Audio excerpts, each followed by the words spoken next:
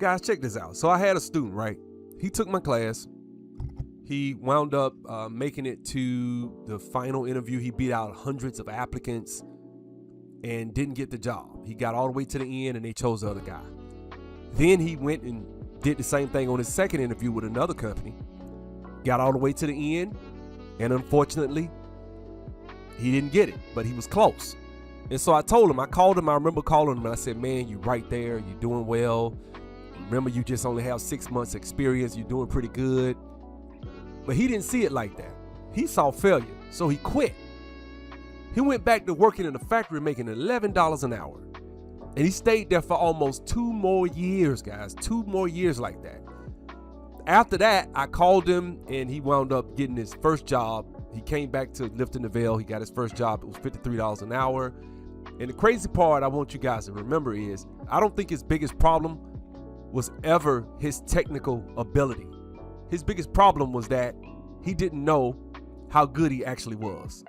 Hey guys, what's good? This is Bill, aka Sub-Zero. I run Lifting the Veil IT Academy. I've been doing that for about 10 years.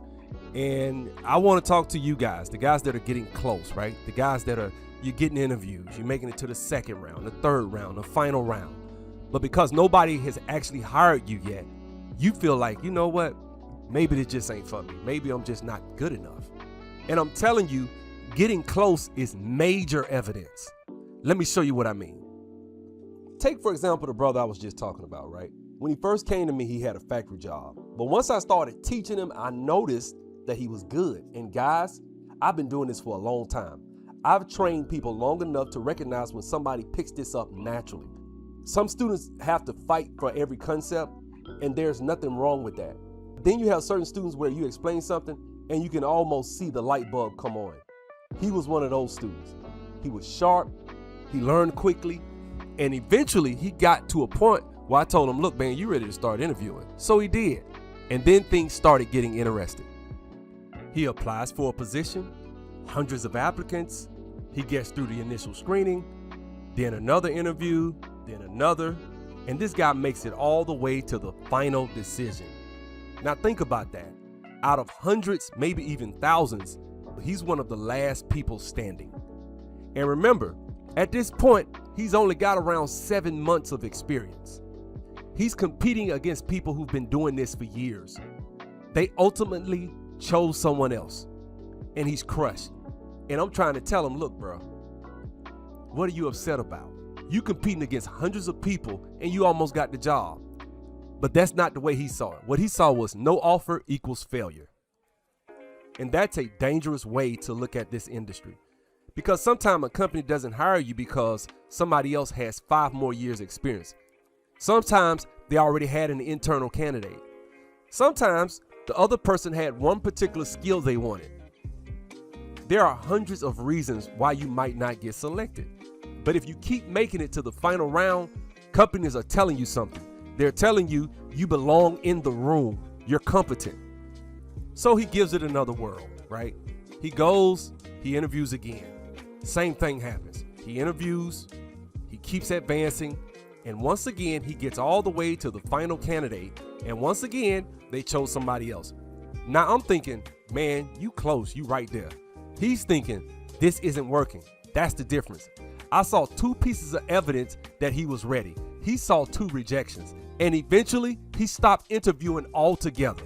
He went right back to the $11 an hour factory job. And then 2 years went by. And I'm gonna tell you what bothered me about this whole thing. It wasn't that he went back to the factory job, because guess what? There's nothing wrong with working in the factory. The problem was that I knew he didn't want to be there. I knew what he was capable of. And I knew the reason he had stopped wasn't because he couldn't do the work. He had lost confidence in himself. There's a big difference between I can't do this and I don't believe I can do this. Those are 2 different problems. And I couldn't get this dude out of my head. I kept calling him. I called him over there 2 years. I probably called him maybe 4 or 5 times. And I would always talk to him like, man, what you doing? Oh yeah, man, I'm working. He would just sound depressed and stuff. And I would be like, bro, what you doing? I said, you got a Ferrari and you riding a bike. Yeah, that's what I used to tell him. I used to always say that to my students. Like, you have a Ferrari and you're riding a bike. Like you hustling backwards, bro. What you doing? You know? And I just kept calling him. And I kept calling because I knew how good he was. I knew how he picked the information right up, right? And so I would call and I'd be like, look, man, you need to come back, bro. Like, what you doing, right? And, you know, I knew that he could do the work. So I told him, come back, refresh your skills, get back up to speed. I wasn't calling him to sell him anything. I just called him because I wanted to see him succeed. And he did eventually come back. So when I got him back in the class, it wasn't long. I mean, he already knew the concepts. He had been there. He mastered it. And he just started back interviewing. And this time it was different, right? Because it wasn't his intelligence, right? He was already intelligent. It wasn't some magical new certification.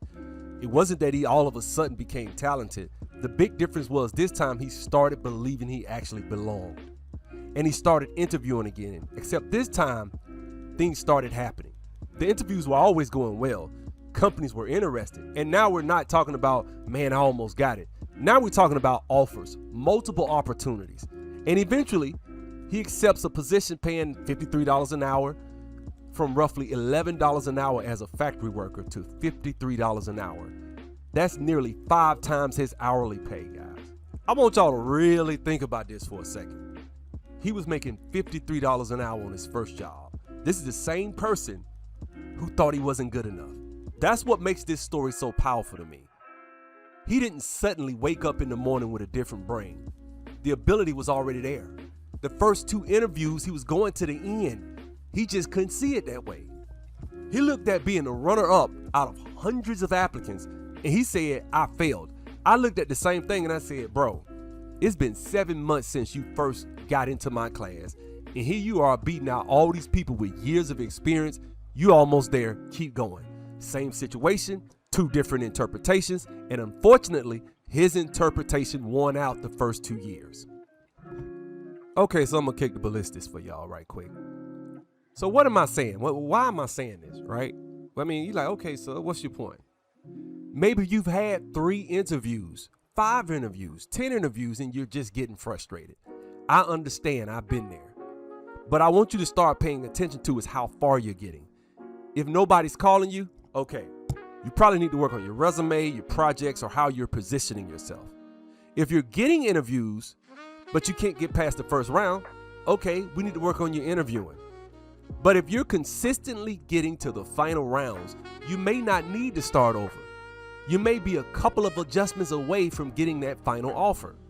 Don't confuse it hasn't happened yet with it's never going to happen. Those are 2 different things, guys. Let me sum it up for y'all. This brother could have easily stayed in the factory and nobody would have ever knew what he was capable of. That's what bothers me when I see talented people quit too early. Sometimes you're standing 3 feet away from the door, and because it hasn't opened yet, you turn around and walk 10 miles in the wrong direction. Don't do that. If companies are bringing you back, pay attention. If they're getting you deep into these interviews, pay attention. That's evidence. Because sometimes the biggest thing standing between you and your career you're trying to get into isn't SQL, isn't Power BI, isn't some certification. Sometimes you just have to stay in the fight long enough for somebody to finally tell you yes. And if you're trying to break into the IT industry and you feel like you're almost there, but you just don't know where to go, drop almost in the comments. I want to know how many of you have gone through this.